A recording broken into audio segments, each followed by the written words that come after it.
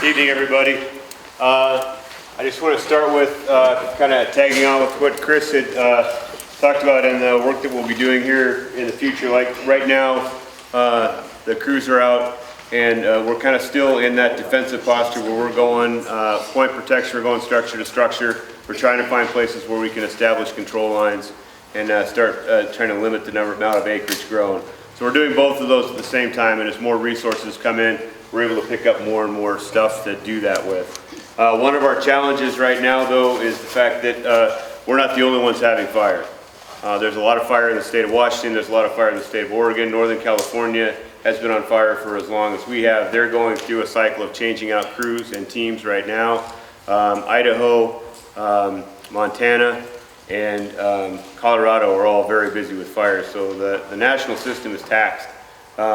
It's at the point right now where for us to get more help too, we've activated the military. So we have 5 National Guard crews, Washington National Guard crews, showing up tomorrow morning, ready to go in. They're going to come. They've been trained with some of the folks that work with us on our team over the last few years, so they come with some line leadership with them. We'll be able to drop them right into some of our places in here that we are having challenges with. They'll be able to get right to work as soon as they show up here.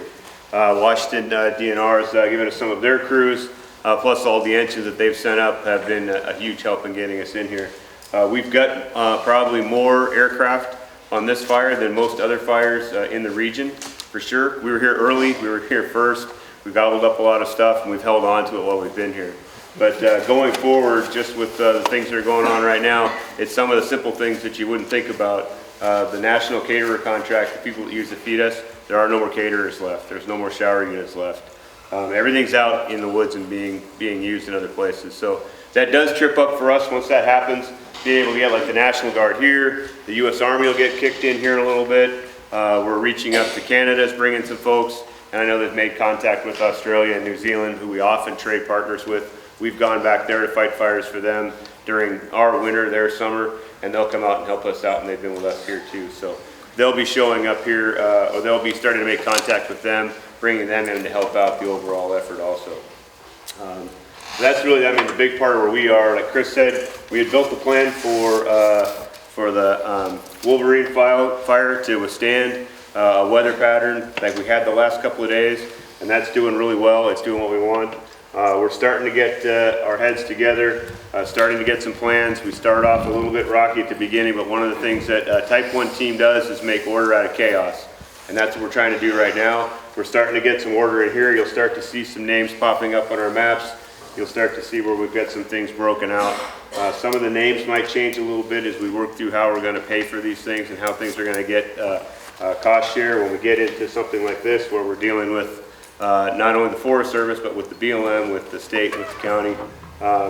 There's a lot of people in there that are going to be looking at who's going to cover what when we get down to the end. But we think we've got a sufficient amount of operational assets at right now, resources that we have. Like I said, we've got more air than most people. We're going to put all that to work, and slowly we'll start to make some progress. We'll start, like I said, in one area.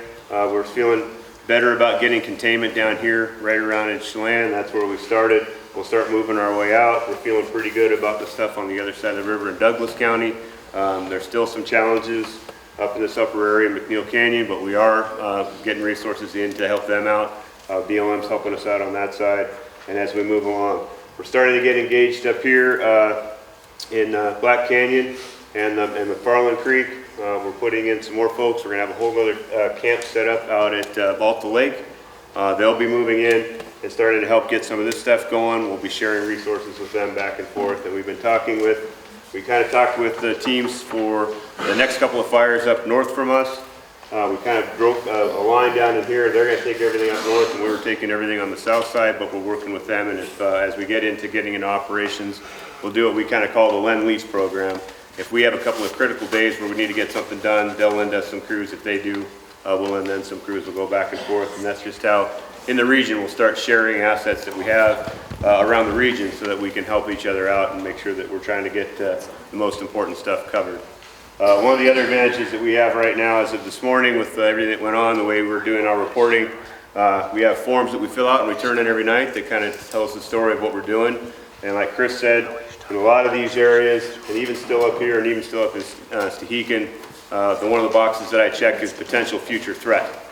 So as long as these things are here and until we get a real weather change, there's a potential future threat for a lot of these. As the sheriff was just talking about, if we need to re-evacuate, we might have to do that. But by doing that, we are the #1 priority in the nation right now, this fire. That could change by tomorrow morning if there's another area that gets more impacted than we are. But at the moment, we're the #1 priority in the region. We did get the National Guard. We are getting more stuff. Things are coming to us right now because we do have that ranking at the moment. So that's where we're sitting right now.